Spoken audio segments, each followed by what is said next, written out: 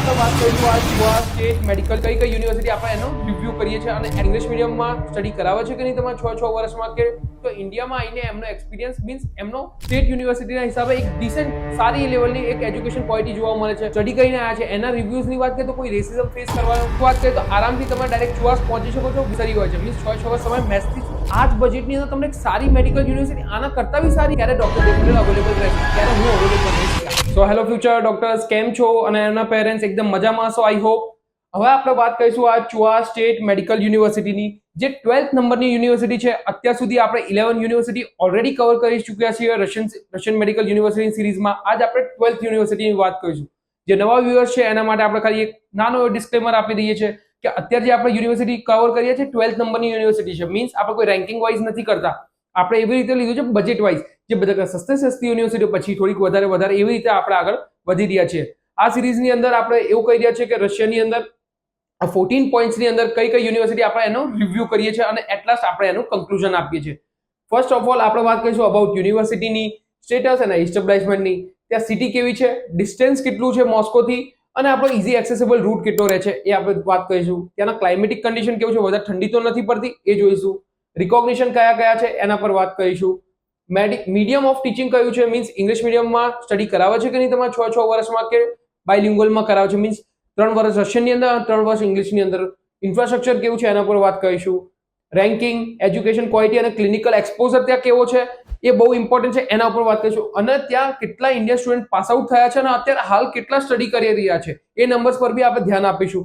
અને એના FMG passing ratio પર, મીન્સ ત્યાં જઈને કમ્પ્લીટ કરીને જે લોકો એમબીબીએસ આવ્યા છે આ યુનિવર્સિટીથી તો ઇન્ડિયામાં આવીને એમનો એક્સપિરિયન્સ મીન્સ એમનો પાસિંગ રેશિયો કેવો રહ્યો છે એના ઉપર વાત કરીશું. અને લાસ્ટ જે મોસ્ટ ઇમ્પોર્ટન્ટ છે કે બજેટ, આ યુનિવર્સિટીનું બજેટ કેટલું છે, 6 વર્ષનું બજેટ કેટલું જશે. પછી વાત કરીશું એના એડવાન્ટેજીસ અને ડિસએડવાન્ટેજીસ પછી આપણે વાત કરીશું. પછી આપણે વાત કરીશું એટ લાસ્ટ કન્ક્લુઝન કે સર આ યુનિવર્સિટી જવું જોઈએ, ના જવું જોઈએ, કોને જવું જોઈએ અને કોને ના જવું જોઈએ એના પર. તો ગાઈઝ આપણે હવે સ્ટાર્ટ કરીશું. ફર્સ્ટ ઓફ ઓલ આપણા રશિયન ગવર્મેન્ટ યુનિવર્સિટી છે જેનું નામ છે ચુઆ સ્ટેટ યુનિવર્સિટી. સ્ટેટસની વાત કરીએ તો નામથી જ ખબર પડી ગઈ હશે અત્યાર સુધી તમને કે આ સ્ટેટ યુનિવર્સિટી છે. આ કોઈ સ્ટેટ મેડિકલ નથી, ના કોઈ ફેડરલ છે, ના કોઈ નેશનલ રિસર્ચ યુનિવર્સિટી છે. આ એક સ્ટેટ યુનિવર્સિટી છે. ઇસ્ટેબ્લિશમેન્ટની વાત કરીએ તો 1967 માં આનું ઇસ્ટેબ્લિશમેન્ટ થયું હતું. Means more than 50 year old university છે.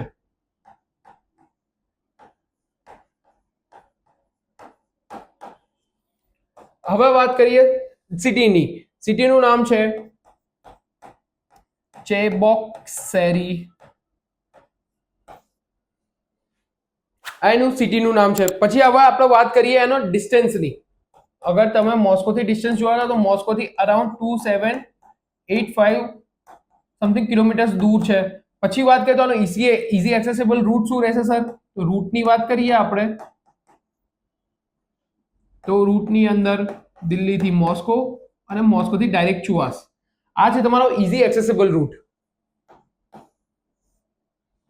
હવે આપણે વાત કરીએ રિકોગ્નિશન કયા મળ્યા છે તો એનએમસી, WHO, ફેમર, પછી આવી ગયું આપણું ECFMG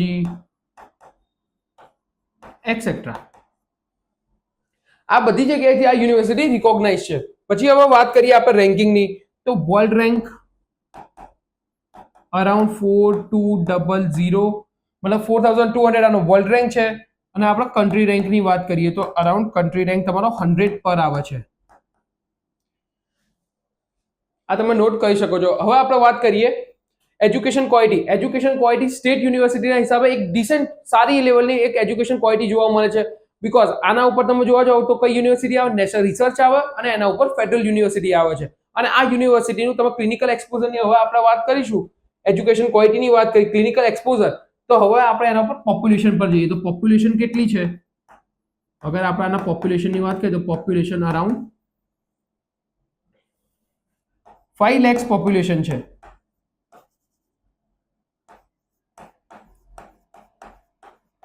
5 lakhs આની પોપ્યુલેશન છે, મીન્સ ડિસેન્ટ પોપ્યુલેશન છે. એક ગુડ નંબર આપણે કહી શકીએ છીએ એઝ કમ્પેર ટુ આપણે જ્યારે રશિયા જોવા જઈએ તો રશિયાની અંદર ઘણી બધી યુનિવર્સિટીની અંદર 2 lakhs પોપ્યુલેશન છે, એના કરતા ઘણી સારી પોપ્યુલેશન છે અહીંયા. હવે આપણે વાત કરીએ ઇન્ડિયન સ્ટુડન્ટ્સ નહીં રહે, અરાઉન્ડ 900 ઇન્ડિયન સ્ટુડન્ટ્સ ત્યાં સ્ટડી કરી રહ્યા છે અત્યારે, અને ઘણા બધા પાસ આઉટ થઈને ઇન્ડિયામાં આવીને પ્રેક્ટિસ બી કરી રહ્યા છે. આ થોડુંક ટાઈપો એરર છે એટલે તમે ધ્યાન રાખજો. હવે આપણે વાત કરીએ ત્યારે સેફટીની વાઇઝ તમે જોવા જાઓ, આ યુનિવર્સિટી જે સ્ટેટ છે, આ સ્ટેટ એક સારો સ્ટેટ છે, મીન્સ ઘણા બધા ઇન્ડિયન સ્ટુડન્ટ્સ ત્યાં સ્ટડી કરીને આવ્યા છે. એના રિવ્યુઝની વાત કરીએ તો કોઈ રેસિઝમ ફેસ કરવાનો એમને કર્યો નથી, મીન્સ એક સારો રિવ્યુ આવ્યો છે અગર આપણે સ્ટેટની વાત કરીએ તો. હવે વાત કરીએ મીન્સ સેફટી ગુડ છે. એફએમજી પાસિંગ રેશિયોની વાત કરીએ, તમારો એફએમજી પાસિંગ રેશિયો અરાઉન્ડ 32% રહે છે. મીન્સ 100 સ્ટુડન્ટ એક્ઝામ આપે છે એમાંથી કમસે કમ 32 તો પાસ થાય જ છે. મીન્સ આ તમે જોવા જાવ તો આ નંબર સારો છે એઝ કમ્પેર ટુ તમે એફએમજી પાસિંગ રેશિયો જોવા જાવ તો. અને હોસ્ટેલ કન્ડિશનની વાત કરીએ તો અહીંયા એક જ માઇનસ પોઈન્ટ છે, અહીંયા પ્રાઇવેટ હોસ્ટેલ છે, ગવર્મેન્ટ હોસ્ટેલ અવેલેબલ નથી.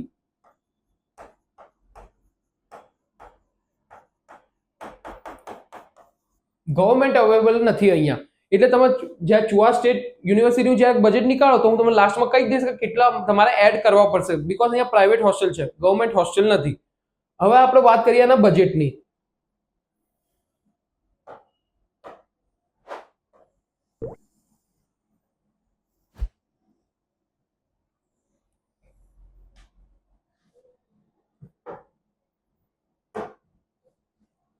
અગર આપણે બજેટની વાત કરીએ પર સેમેસ્ટર,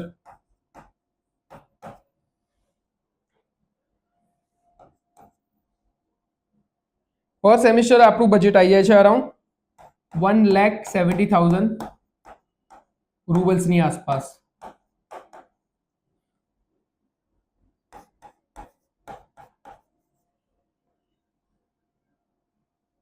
આ ટોટલ બજેટની વાત કરીએ તો અરાઉન્ડ તમારું ટોટલ બજેટ આવી જાય છે 19 lakhs. અગર તમારે ચુઆ સ્ટેટ મેડિકલ યુનિવર્સિટી સિલેક્ટ કરવી હોય તો તમારી ટ્યુશન ફીસનું બજેટ આટલું મિનિમમ તમારે જો હોવું પડે. અને હવે આપણે વાત કરીએ કે સર આટલું બજેટ તો છે પણ તમે કીધું તો અહીંયા પ્રાઇવેટ હોસ્ટેલ છે, તો પ્રાઇવેટ હોસ્ટેલ છે એના માટે તમારે 10 થી 12 lakhs રૂપીઝ એડ કરવા પડશે તમારા પેકેજની અંદર. યસ ગાઈસ, તમારે 10 થી 12 લાખ રૂપીસ તમારા પેકેજની અંદર એડ કરવા પડશે, ત્યારે જ તમે ચુઆ સ્ટેટ યુનિવર્સિટી થી તમે એમબીબીએસ કમ્પ્લીટ કરી શકશો આરામથી. તો વાત કરીએ એડવાન્ટેજીસ અને ડિસએડવાન્ટેજીસની.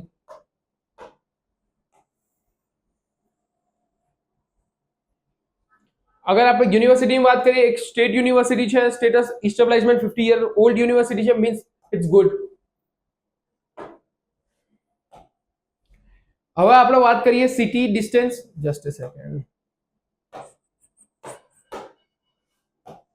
હવે સિટી ડિસ્ટન્સ ઈઝી રૂટ વાત કરીએ તો આરામથી તમે ડાયરેક્ટ ચુઆસ પહોંચી શકો છો વિધાઉટ ટેન્ટન્સ. તો આપણે આને બી ટિક માર્ક આપીશું.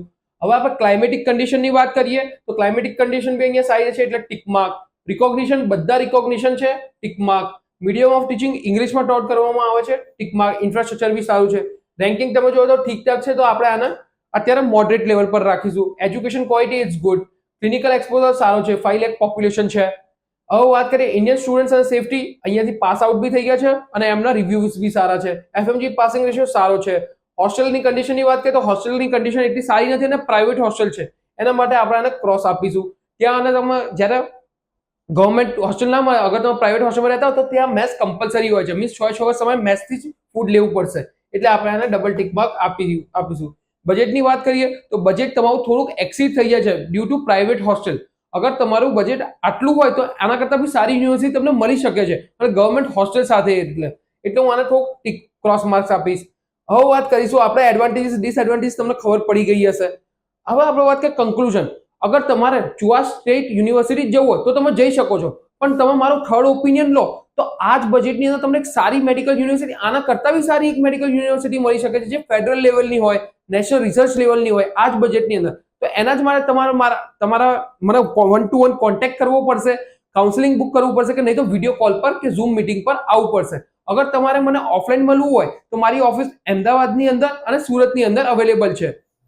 એટલે તમારે શું કહો છે, આ નંબર પર ખાલી એક કાઉન્સિલરને કોલ કરવાનો છે, તમારો સ્લોટ બુક કરાવવાનો છે અને ટાઈમિંગ્સ તમને મળી જશે ક્યારે ડોક્ટર દેવ પટેલ અવેલેબલ રહેશે, ક્યારે હું અવેલેબલ રહીશ ત્યાં.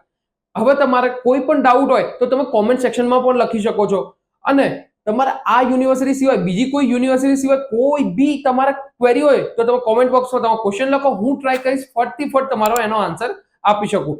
સો ગાઈઝ, હવે આપણે મળીશું નેક્સ્ટ વિડીયોની અંદર. Please like and subscribe this channel. Guys, stay safe, stay healthy.